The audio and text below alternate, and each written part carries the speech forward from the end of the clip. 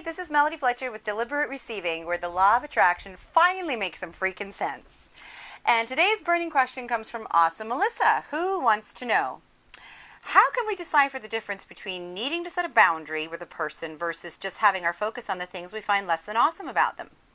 Case in point, I recently started dating a man who has a lot of really great qualities, but I keep feeling like I have reservations with him because he has a habit of making underhanded and passive-aggressive remarks. I brought it up now a few times and just said basically that I find his comments hurtful and I would like it if he stopped.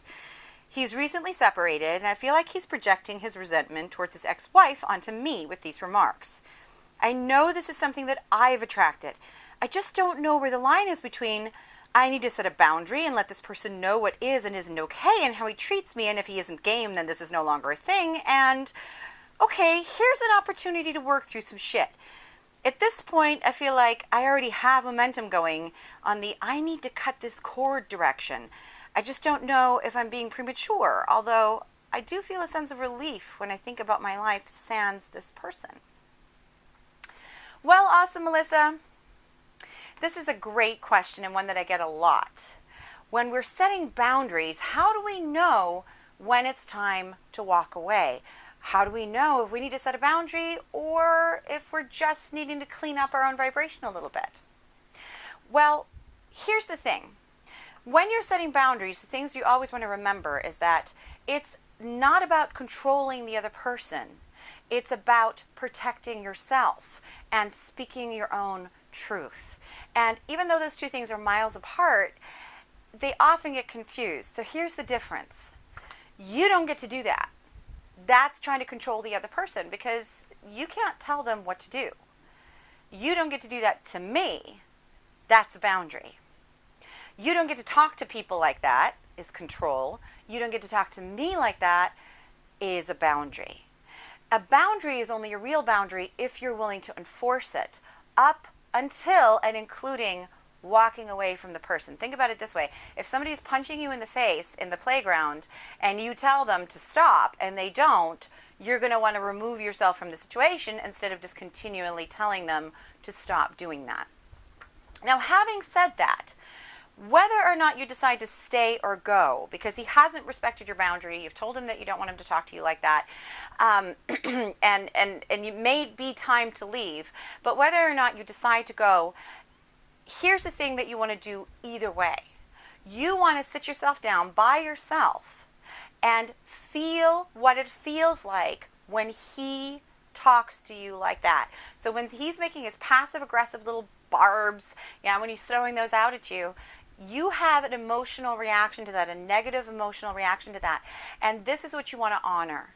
So before you even try talking to him again or doing anything, do this work. Sit down with yourself. Take about 20 minutes of quiet time to do this. Think about the last time that his passive aggressiveness came up. And don't worry about if it's true or not what he said. It probably isn't. But you're going to have an emotional response, and you want to feel that emotional response, and you want to let that come up and go ahead and just surrender into that a little bit. And what will happen is that thoughts, memories, and ideas will start to manifest that will give you information about what this is really about, what you're really upset about, because you're manifesting this into your world for a reason.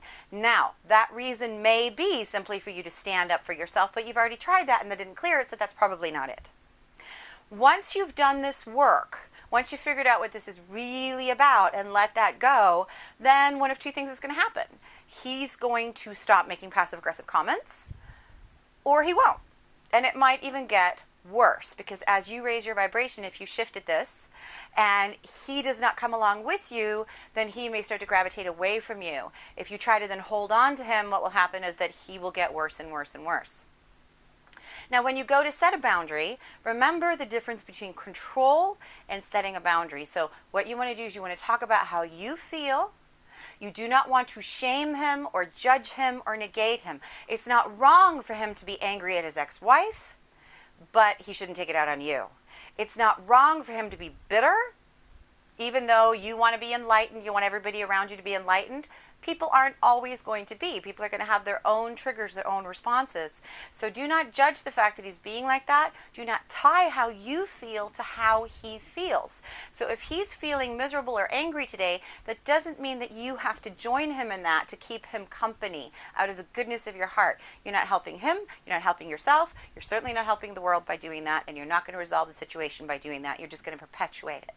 So you want to get into a space where if he's having a temper tantrum, you're okay with that. You can walk away from that. You might need to physically remove yourself to make it easier for yourself, but that's okay.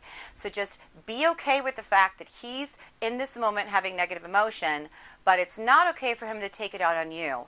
And if he doesn't want to respect that, it may be time to walk away. And really, awesome, Melissa, this is what I'm feeling from you. I think you've already kind of made up your mind on what you want to do. You just wanted me to give you permission, but you don't need me to do that. Your own permission is good enough. That was my A to your Q. If you like this content, please consider sharing it with somebody who would find it valuable as well. And if you've had any kinds of issues setting boundaries, knowing when to set a boundary, knowing when to walk away, join the discussion over at deliberatereceiving.com and join the Happy Shiny Puppy Army. That's where all the fun is. Huge happy shiny puppy hugs to all of you. See you next time. Bye.